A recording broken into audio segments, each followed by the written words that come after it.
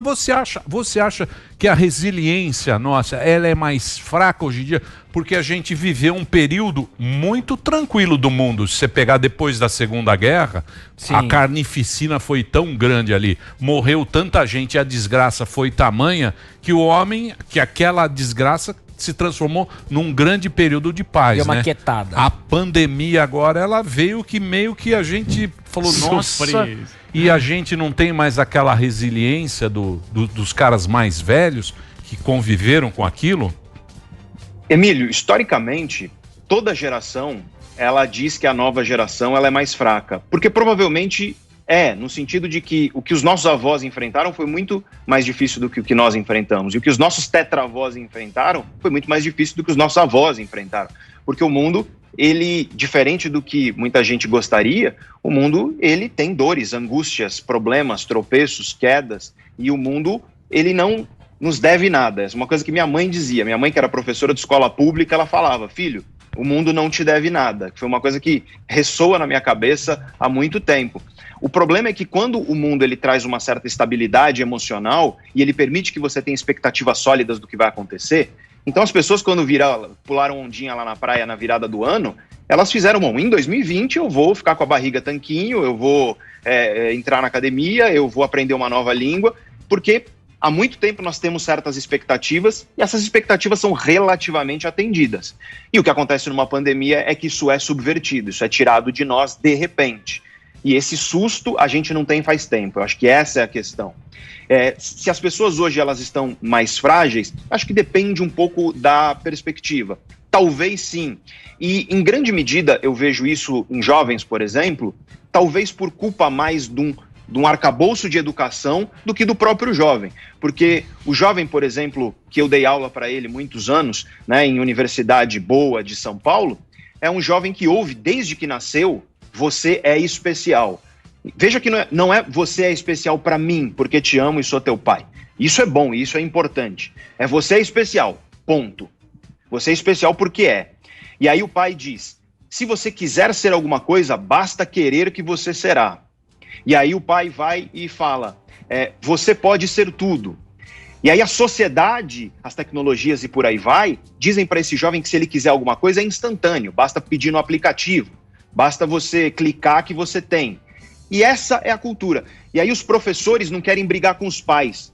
É muito interessante, Emílio, que você não sabe o tanto de pais de alunos de 20 anos de idade que iam falar comigo na faculdade porque o filho tinha reprovado. Com um papo do tipo, por que você reprovou meu filho? Então imagina, um sujeito com 20 anos de idade, né? Isso não foi incomum. Chegou a avó de um aluno para falar comigo. E aí, é claro, a direção da faculdade faz o quê? Ela está do lado dos pais. E aí o que acontece é que os professores não querem briga com os pais. Então os professores passam o aluno porque não querem treta. Você tem todo um sistema que está fazendo com que esses jovens cheguem no mundo emocionalmente despreparados. Que a questão é a seguinte, essa molecada é brilhante do ponto de vista intelectual. Sim. Brilhante. Muito mais do que as gerações anteriores. Só que o que acontece quando eles entram no mundo, o que eles ouvem desde que nasceram? Eles ouvem, você é especial, basta querer que você vai ter, não precisa esperar porque é rápido e tudo que você quiser você pode ser. Aí ele entra no mundo, ele entra numa empresa, ele vai trabalhar. E o que ele descobre, de repente? Ele descobre que ele não é especial, ele descobre que não pode ser tudo que ele quer, ele descobre que vai ter que esperar porque as coisas demoram e quando isso acontece, o mundo dele desmorona. É interessante você perceber, por exemplo, nesse sentido, que cada vez mais, e eu converso com executivos de empresa, eles vêm falando disso, vêm falando da dificuldade que eles têm por conta da incapacidade de lidar com frustração que você tem nessa geração. É claro que não é com todos, tem um recorte socioeconômico aí importante, né? Isso é muito mais prevalente em pessoas que são socioeconomicamente privilegiadas, mas em geral, e eu diria até as pessoas mais velhas, hoje nós vivemos num mundo onde nós acreditamos que o mundo nos deve algo. Para pensar, você está num restaurante, claro que na época em que podíamos estar em restaurantes de maneira livre, e aí você pergunta, tem Wi-Fi? E aí o sujeito fala, não. Você fica puto. Fala, pô, sim, que bosta de restaurante. Como não tem? Cara, 10 anos atrás não existia. A gente acha que o mundo nos deve. Isso está em todos nós, só que no jovem isso está um pouco mais intenso. Só que aí você culpa esse jovem que vem sendo educado dentro desse contexto, e aí o que acontece é que é uma geração brilhante intelectualmente, mas muito emocionalmente imatura. E aí um jovem dos seus 17 anos de idade, por exemplo, tem uma frustração amorosa, um pé na bunda que ele leva.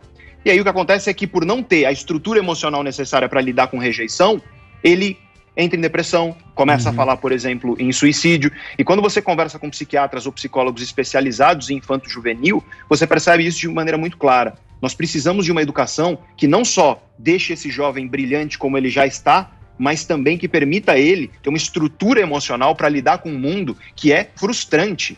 É muito mais provável você fracassar do que você ter sucesso. É muito mais provável você tropeçar e cair do que você vencer.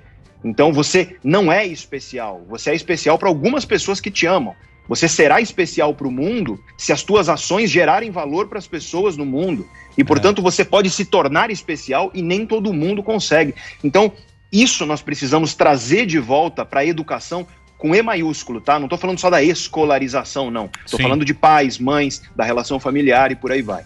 Porque, na verdade, né, os pais, acredito que os pais, eles dão um atalho, né? Um atalho pra felicidade. Fica aquele negócio, tem que ser feliz, seu filho vai ser feliz. É uma geração que você não quer frustrar, né? Você não quer frustrar, nem você se frustrar como pai e nem o teu filho. Isso. E complicado, você quer dar a senha do Wi-Fi? Hein, professor? Complicado isso aí, hein? É muito complexo, porque você tem essa ideia de que o mundo nos deve algo, ela tá presente inclusive nos pais, porque os pais acham que o mundo lhes deve algo que é...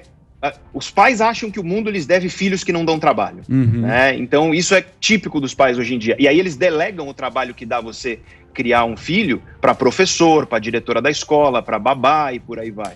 Então o papel da família na construção emocional de um indivíduo é essencial. E esse papel não pode ser negligenciado de maneira alguma, porque a estrutura emocional que você está construindo no cérebro do teu filho agora é o que vai permitir ele conseguir ou não lidar com frustrações quando você não estiver mais aqui.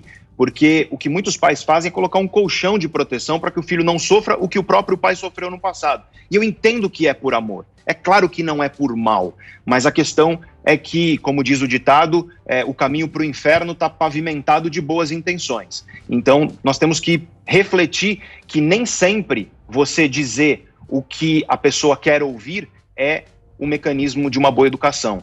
Uma boa educação, ela envolve você dizer o que a pessoa precisa ouvir e não necessariamente o que ela deseja ouvir, porque isso vai criando uma série de problemas que envolvem, inclusive, a incapacidade de lidar com a diferença. Inclusive, quando você vê, por exemplo, uma pessoa que você admira, e aí essa pessoa que você admira fala alguma coisa com a qual você não concorda, aí você vê e fala, então eu não quero mais ouvir essa pessoa. Se você for parar de ouvir todo mundo que fala alguma coisa que é contrário ao que você pensa, você vai viver numa bolha de autoafirmação extremamente limitada. No fim das contas, o bom diálogo, ele vem exatamente quando você ilumina, com a tua perspectiva que é diferente da minha, os cantos escuros da minha cabeça. E mesmo que eu acredite que você está errado, eu só vou poder dialogar com você se eu te entender. E para isso eu preciso te ouvir. Só que alguém que não está acostumado a se frustrar, infelizmente, não vai conseguir chegar a ouvir para entender algo que é diferente do que pensa. Então, o problema, ele se alastra para diversas esferas realmente.